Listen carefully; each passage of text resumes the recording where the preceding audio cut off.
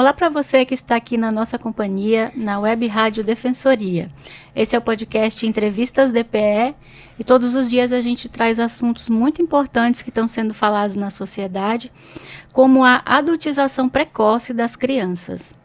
Crianças que assumem responsabilidade ou papéis de adultos, muitas vezes impostos pelo contexto social, econômico ou cultural. Esse fenômeno, conhecido como adultização, preocupa especialistas em direitos humanos e exige respostas institucionais. Neste episódio, o defensor público Jaime Brasil, segundo titular das Varas da Infância e Juventude, vai explicar como a Defensoria atua para garantir proteção, acesso a políticas públicas e defesa integral dos direitos de crianças e adolescentes em Roraima. Seja bem-vindo, doutor Jaime. Olá, bom dia. Obrigado. Doutor Jaime, por que devemos nos preocupar com a adultização das crianças? Acho que primeiro a gente precisa entender culturalmente como isso acontece, né? Na verdade, isso não é um fenômeno novo, não. O que eu acho que há de diferente é a adultização em todas as classes sociais, por conta do fenômeno da internet, mais recentemente das redes sociais. Mas se nós prestarmos atenção, o pobre sempre foi adultizado no Brasil. As crianças sempre foram exploradas como mão de obra precoce nas fazendas, nas indústrias, até algumas décadas. Até a década de 70 era muito natural.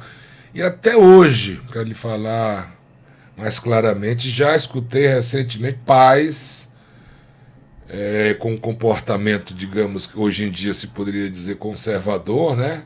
Pessoas ignorantes, pessoas, infelizmente, que não tiveram acesso, provavelmente, a uma educação formal, a uma formação social um pouco mais elaborada, dizendo assim, não, melhor meu filho estar trabalhando comigo do que tá na rua fazendo o que não presta. E é isso aí, a criança tem 10 anos, 11 anos, né? De vez em quando o MPT, que é o Ministério Público do Trabalho, ele multa, ele apreende alguns adolescentes, algumas crianças fazendo trabalhos incompatíveis com a sua idade. Então, de certa forma, sempre houve uma adultização de crianças e adolescentes. Nós lembramos também, até os anos 80, o que significava, você que é da minha idade, não vamos revelar agora, o que era o aniversário de 15 anos de idade? 15. A apresentação da moça. A apresentação da moça para a sociedade, para dizer o seguinte, olha, já pode namorar, já pode casar. Isso é uma adultização. Então nós tínhamos esse perfil que atingia os pobres de uma maneira, os ricos de outra, com outros interesses, mas que agora se disseminou a partir do que se chama hoje de economia da atenção, que é esse monopólio que os dispositivos eletrônicos possuem hoje na vida das pessoas. Hoje, se eu quiser fazer minha declaração de imposto de renda no papel, mas olha, eu não quero ter celular, não quero ter internet, não quero. É um direito meu? Não é mais. Não está em nenhuma lei isso. Mas se eu quiser, eu não consigo, porque eu preciso ter uma conta, um e-mail, preciso ter um cadastro na Receita Federal para poder fazer digitalmente minha declaração e enviar para lá. Senão, não existe mais declaração em papel. Então, é toda uma situação que nem se discute mais. O que acontece, o que mais me chama a atenção, e aí nós vamos entrar na nossa seara, é que o sistema de justiça e todo o sistema de proteção à criança e ao adolescente não está conseguindo, nós, inclusive, da Defensoria, Ministério Público, Judiciário, não estamos conseguindo acompanhar a velocidade dos instrumentos que ameaçam a infância e a adolescência. Não é porque, com toda essa rede, com todos esses debates, esses seminários, esses encontros, com tudo que se estuda e se sabe, foi preciso um influencer já, digamos, de vários milhões de seguidores, tomar a iniciativa e conseguir pautar isso. Nós estamos sendo pautados, nós estamos sendo atropelados pelas coisas ruins da internet, e a própria internet está gerando suas soluções. Nós somos meros observadores, nós somos pautados por essa evolução tecnológica, onde nenhum promotor de justiça, nenhuma autoridade fez nada de relevante até o momento em que um influencer veio a público denunciar isso e mobilizou milhões de pessoas que estão olhando para os seus dispositivos eletrônicos. De forma que é preciso pensar também em relação a isso, né, e para sabermos o que devemos fazer enquanto parte do sistema de justiça. Agora, a adultização, ela claro, parte do mesmo processo que o sistema capitalista faz com absolutamente tudo.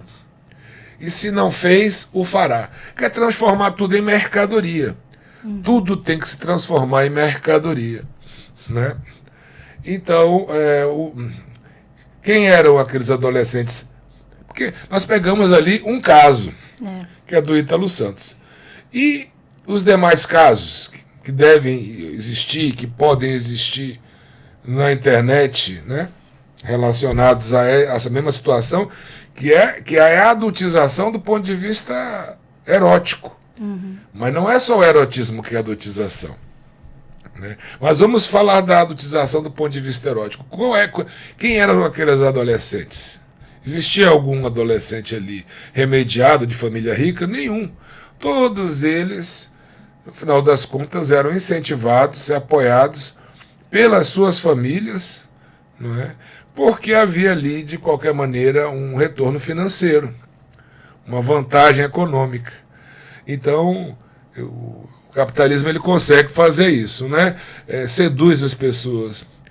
Primeiro, chantageia. Se você não tem dinheiro, você não tem nada no sistema. Todo mundo precisa de dinheiro. Segundo, te cria todos os obstáculos possíveis para você tê-lo. E quando tem essa possibilidade, geralmente é de uma maneira ou imoral ou ilegal, né? É só olharmos a questão, por exemplo, do contrabando, do narcotráfico. Essas pessoas que são presas fazendo isso não são os donos do dinheiro. São as pessoas que não têm espaço dentro do campo legal de atividade e sabem que, se permanecerem dentro do campo legal de atividade, vão passar o resto da vida pobres e explorados. Então, toda essa situação levou aqueles adolescentes à exploração. Foi denunciado pelo FEUCA, que foi atacado imediatamente por vários setores. Hoje, dia 20 de agosto, está pautada a primeira sessão lá na Câmara para avaliação da proposta de lei para combater, mas não deveria ser o ECA digital, não, deveria ser a lei realmente de regulamentação das redes sociais. Isso. Né? Porque no fundo, o que está por trás é o interesse, como eu disse, econômico, de transformar tudo em mercadoria, inclusive a desgraça humana, inclusive a sexualidade privada das pessoas e das crianças e adolescentes também, né? O que é horroroso, mas o que está por trás disso é isso. As redes sociais gostam muito do engajamento, da atenção e da vinculação que isso faz com seus patrocinadores, com suas mercadorias que são oferecidas lá nas redes sociais. Então nós precisaríamos, na verdade, de uma lei que já foi tentada antes e a extrema-direita foi contra, e a direita foi contra dentro do Congresso Nacional, de forma equivocada, na minha opinião, né, nós precisamos, na verdade, de uma lei mais geral, que realmente controle o que é postado. Todas as atividades econômicas têm regulamentação, porque as redes sociais não têm. Nós que trabalhamos com a defesa da criança e do adolescente, sabemos que não adianta, depois do leite derramado, como diz a direita, não, isso é censura. Não é censura. E por acaso é errado censurar pedofilia? Está errado censura de pedofilia? Quem é contra a censura da pedofilia? Quem é contra a censura de... Vamos falar que seja censura, já que as pessoas não gostam dessa palavra, mas vamos adotá-la. Alguém é contra censurar conteúdos de incentivo ao suicídio? Quem é contra? Alguém é contra censurar conteúdos de incentivo à automutilação? Porque depois que acontece todo esse tipo de situação, não adianta mais. Você já tem o trauma, você já tem a perda da vida, etc. Né? Alguém é contra censurar mentiras claras, né? Quer dizer, manipulações de imagens, manipulações de imagem e de voz, para criar fatos fictícios e manipular votos. Quem é contra censurar a mentira? Então vamos usar a palavra censura, já que muita gente corre dessa palavra, né? Então eu sou a favor da censura das coisas erradas, porque isso a gente aprende até por ironia com Alexandre de Moraes, ainda na faculdade, naquele livro clássico de direito constitucional dele. Todo mundo sabe, é o beabá, qualquer livro de direito constitucional tem isso, que a liberdade de expressão não pode ser escudo para o cometimento de crimes. Isso é assim, básico, a pergunta mais elementar, exatamente. Então é nesse sentido. Doutor, apesar das dificuldades, né, que o senhor falou por conta da rapidez, né, de que tudo acontece, mesmo assim, como que a Defensoria pode atuar na proteção dessas crianças abusadas? Primeiramente, assim, do ponto de vista institucional direto, nós atuamos propondo, nós temos essa possibilidade de propor, e quando não propomos, acompanhamos diretamente, cotidianamente, os menores de idade em situação de risco que recebem do Estado, do poder público, uma medida de proteção. É mais ou menos parecido com aquela medida protetiva da Lei Maria da Penha, mas não é igual, porque a criança ou adolescente fica internado em alguma instituição pública, né, onde há um acompanhamento psicológico, né, de assistência social a ela e à família, onde vai se tentar ali avaliar em que condições ela está, física e psicológica, para tentar reinseri-la na família, se possível, e se não em alguma família substituta. Não é? E acontece muito isso, né? Acontece a miúde, mas no sentido de abusos sexuais, principalmente, aí não é um abuso sexual desse tipo virtual, né, que nós estamos comentando, mas geralmente é um abuso sexual dentro de casa, que é feito pelo padrasto, pelos parentes e às vezes até mesmo pelo pai. Não, né? Acontece, infelizmente. Esse tipo de... E às vezes também a menor adolescente está em situação de vulnerabilidade por conta de maus tratos e mesmo abandono, né? Negligência no seu cuidado. E também essas crianças recebem por parte do sistema a proteção necessária. Essa é uma primeira ação da Defensoria. A segunda é identificar possíveis situações de risco, né, e utilizar os instrumentos jurídicos para tomar as providências necessárias. Eu mesmo que andando pela rua, eu passei toda a tarde ali perto da minha casa, na Praça da Bandeira, vi uma família de imigrantes, uma senhora com 5 crianças, morando na praça, dentro do banheiro. Meu Deus. O banheiro daquele quiosque principal que está ali mais antigo. Eu perguntei por que ela estava ali. Ela falou que havia chegado e que tinham colocado ela num lugar muito arriscado, ali naquela que eles chamam de abrigo da rodoviária, e que ela não queria não ficou lá e veio andando, foi acolhida pela senhora dona do quiosque, que cedeu para ela a chave para ela ficar acampada lá no banheiro com as crianças. E aí, imediatamente conversei com o juiz responsável, ele caminhou uma equipe para fazer uma entrevista. No outro dia de manhã, eles estavam já acolhidos e recolhidos num abrigo condizente com a necessidade deles. Então, assim, a gente tem que estar atento individualmente, juridicamente, mas utilizar desses instrumentos, como a Radiodefensoria, né, e agradeço pela oportunidade, utilizar esses instrumentos para conscientização. O grande problema dos nossos tempos é que qualquer um fala qualquer besteira em qualquer lugar, porque a internet é isso, é a democratização, ao ponto da vulgarização de qualquer valor intrínseco à ideia exposta. De forma que, quando a gente fala o que a gente pensa aqui na Defensoria, a gente não está falando só individualmente, cada defensor pensa. A gente está falando, eu estou falando aqui como defensor público, seguindo aqui os princípios e leis que nos regem, que nos determinam que tenhamos essa preocupação com o bem-estar da população. Então,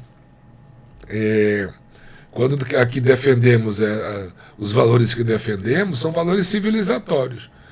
Na verdade, toda lei comum, ela é uma prova da derrota da sociedade, que não conseguiu resolver algum tipo de conflito por si mesma. Aí precisa do Estado para impor a força a partir da lei. Mas existem leis que são leis civilizatórias. São leis que buscam alçar aquela sociedade que ainda não chegou ao nível daquela lei, alçar aquela sociedade àquele patamar mais elevado. O ECA é isso. O ECA é uma lei civilizatória. Até hoje nós não conseguimos chegar no patamar em que o ECA quis nos colocar. Estamos tentando. Mais de 30 anos. Né? Estamos tentando, mas é nesse sentido que a Defensoria atua, no sentido civilizatório e, obviamente, prestando todos os serviços jurídicos, e dentro dos jurídicos os jurisdicionais, porque a atividade jurídica não é só jurisdicional, não é só diante do judiciário, ela pode ser administrativa, ela pode ser até uma defesa pública, política daquela situação. De forma que é nesse sentido que a Defensoria busca atuar. E no nosso caso aqui em Roraima, o senhor já identificou alguma situação de adultização específica? Várias formas de problemas, digamos, com inclusive a adultização, não somente dentro da internet, como fora dela, né? Já tivemos muitas situações de meninas, adolescentes exploradas sexualmente, em ambientes, em ambientes de prostituição, que mereceram da nossa parte a proteção devida. Agora, dentro da internet, já tivemos muitas situações de exposição sexual de adolescentes que filmaram entre si situações íntimas e expuseram publicamente. Já tivemos situações de investigação policial que identificou, dentro da Deep Web, que se chama, adolescentes envolvidos com neonazismo, com ameaças de morte de colegas em escola. Isso foi previamente, isso que eu ia dizer naquela hora, né? Essa atividade tem que ser prévia, por isso que a lei de regulamentação das redes sociais tem que ser nesse sentido. Não é censura, é segurança preventiva. E depois que acontece, não adianta mais. Já tivemos situações de adolescentes que tiveram que ser encaminhados a psicoterapia por vício em pornografia.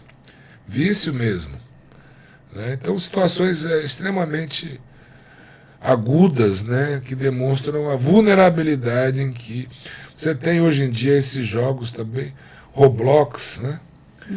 Tinha um outro antigamente que eu esqueci o nome, que já foi mais atacado, agora o Roblox está na mira. Semana passada houve umas denúncias dizendo, olha, o Roblox é um lugar muito perigoso, porque você pode criar comunidades ali anônimas, com adultos disfarçados de personagens do jogo e jogar com pessoas anônimas. E é um lugar excelente para a cooptação de menores em situação de vulnerabilidade psicológica ou social por parte de pedófilos. Então, é uma outra...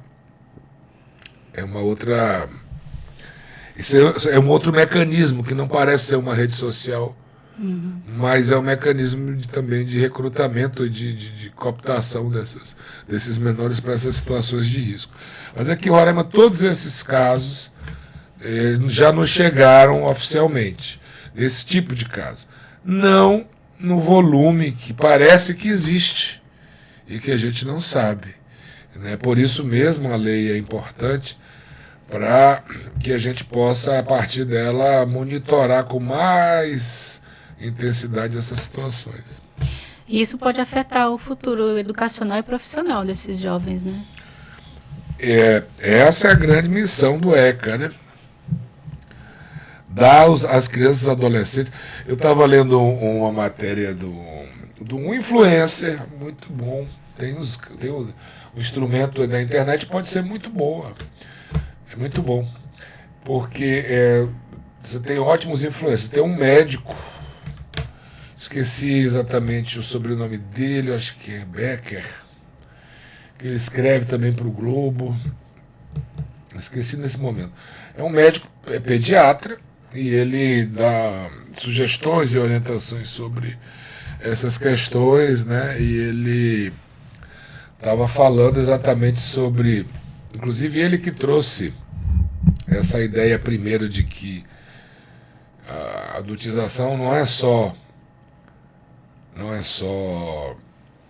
sexual. Você tem, por exemplo, esses meninos aí, coaches mirins, né, que falam que ninguém tem que estudar, né? pastores mirins, tudo isso na minha opinião, é contra a lei e contra a civilização. E ele fala uma coisa, voltando à sua pergunta, interessantíssima. Ele fala, olha, a medicina hoje, ela já pode realmente aumentar a sua expectativa de vida em 10, 20 anos, até mais, dependendo dos seus problemas. Antigamente você morreria muito mais cedo, hoje a medicina já consegue aumentar a sua expectativa de vida. Mas a infância e juventude são só poucos anos, a infância são só 12 anos. Não tem como você... A medicina voltar atrás, não né? tem como voltar atrás. E aí a luta é justamente, como você havia me perguntado, para criarmos possibilidade de termos gerações de crianças e adolescentes que se tornem adultos saudáveis, minimamente funcionais. Não só funcionais, mas plenos. Sim. Né?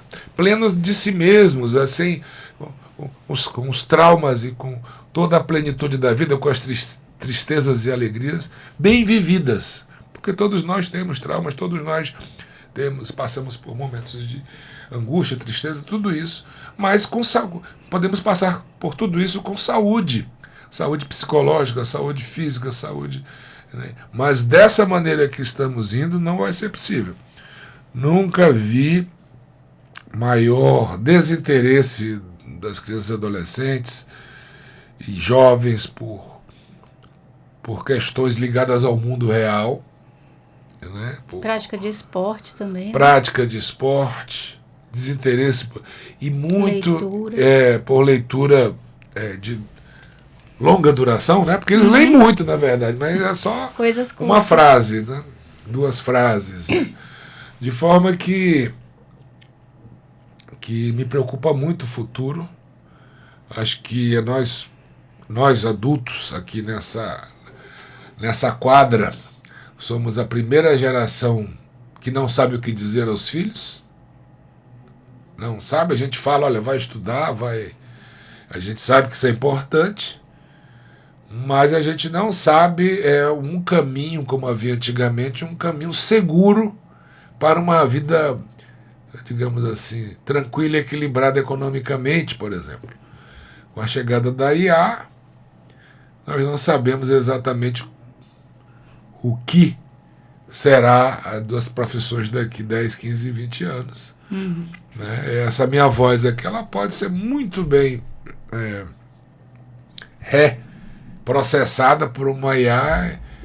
Se a IA quiser, ela pode fazer, inclusive, uma entrevista minha sem mim. Pode mesmo.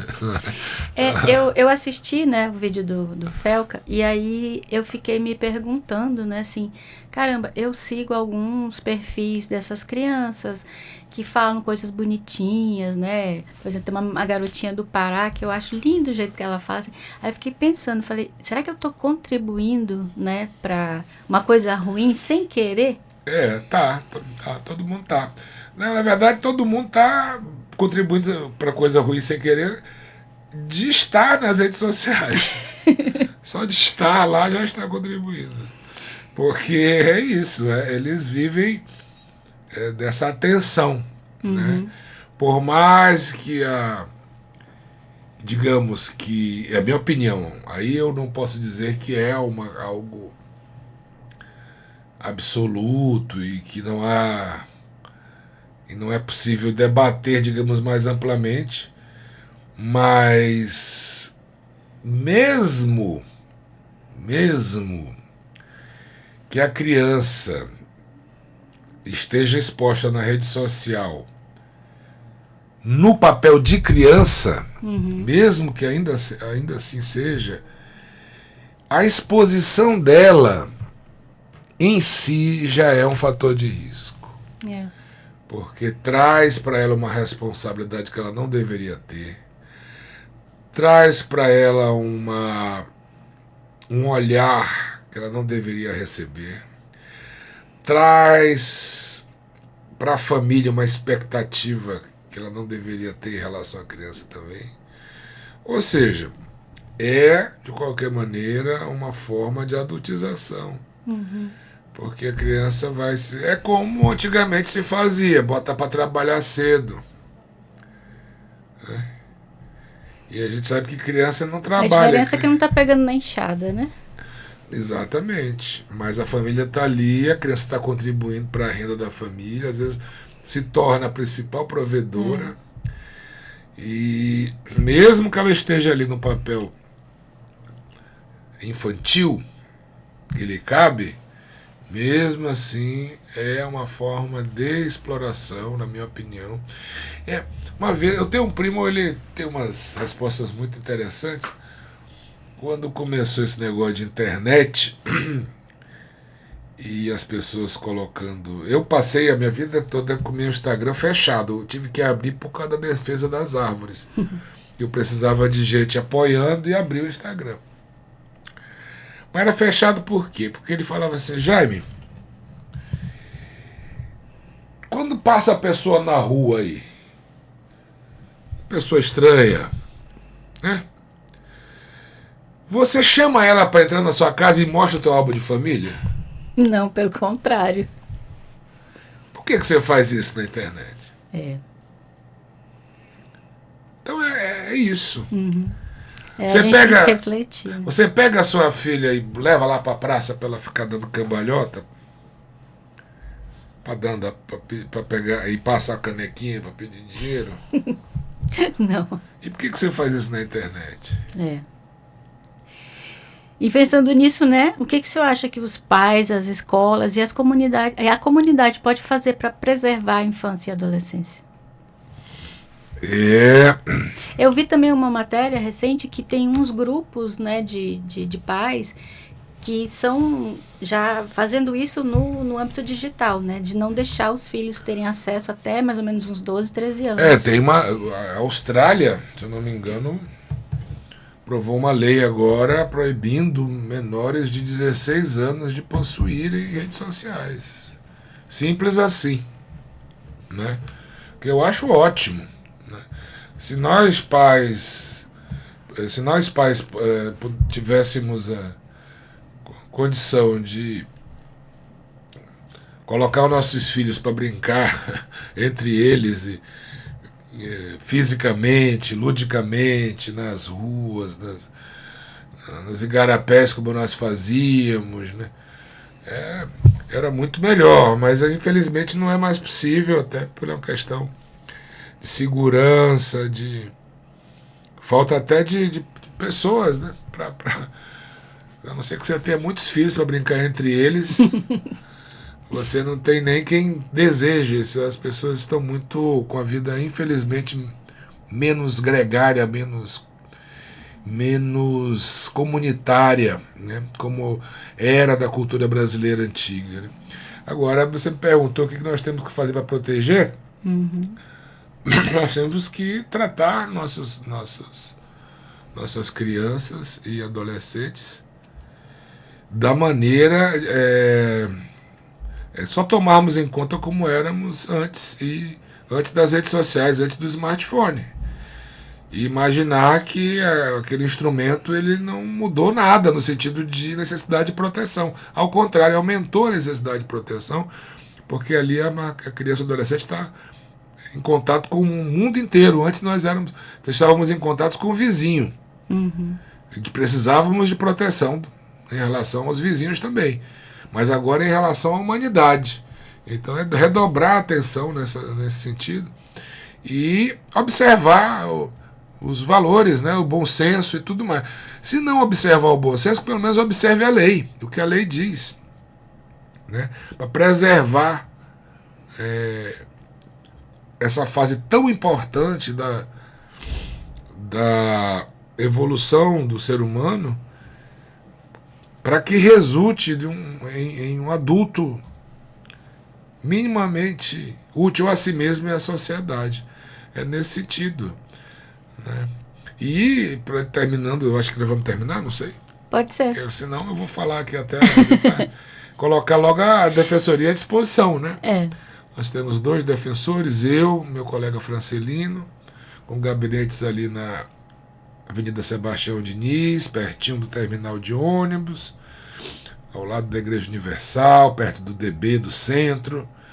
Então ali tem a defensoria, e quaisquer problemas ou quaisquer soluções que queiram buscar em relação à situação das crianças e adolescentes, menos guarda, porque guarda nós não atuamos, guarda não, menos pensão alimentícia, porque quem trabalha com pensão alimentícia são as varas de família, mas qualquer situação de risco ou de necessidade de proteção desses menores podem nos procurar ali na sede da defensoria, na sede civil, e nós estamos lá à disposição da população.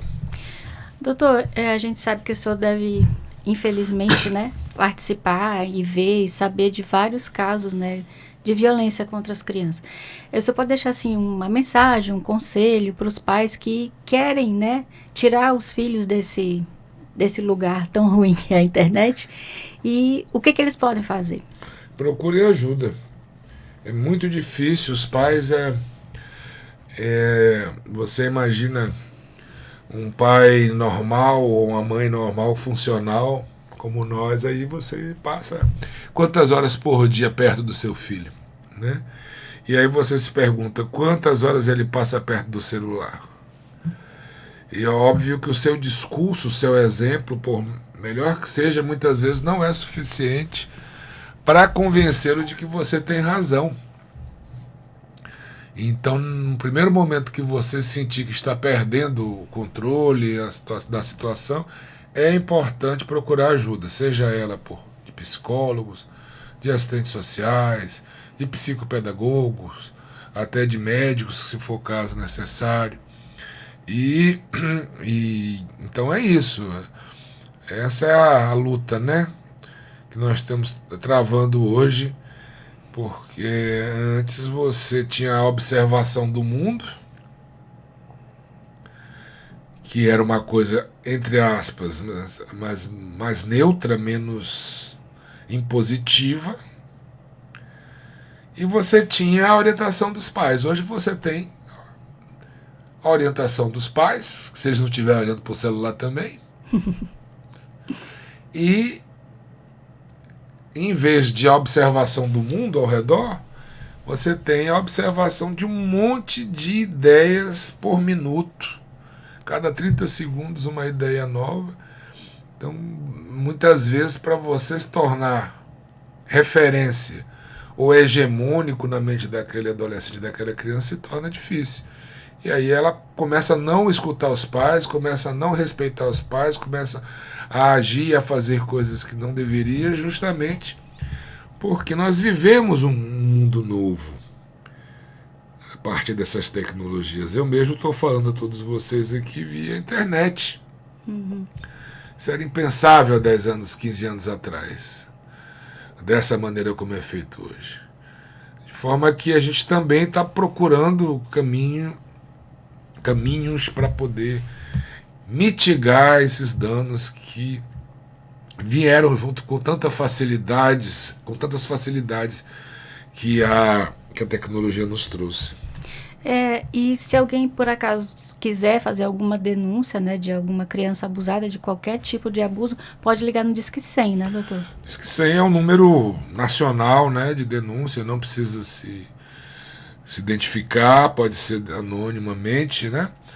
E se não quiser discar, tiver algum problema, alguma dificuldade com isso, pode nos procurar na Defensoria, também lá o sigilo é garantido, pode procurar o Ministério Público, pode procurar o juízo, os 2 juízes que atuam na comarca de Boa Vista, que eu posso, digamos assim, falar por eles, né, nesse sentido, que eu atuo com eles, temos uma boa parceria.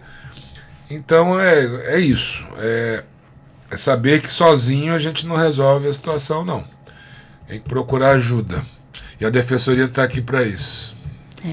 E a gente está aqui para passar o máximo de informação possível para vocês conseguirem, né, sair dessa situação. Então, obrigada, doutor. Muito obrigado, eu que agradeço. E a gente vai ficando por aqui, lembrando que você pode assistir essa entrevista no YouTube, no Spotify, no Deezer, e não esquece de seguir o nosso Instagram, @DefensoriaRR. Até a próxima.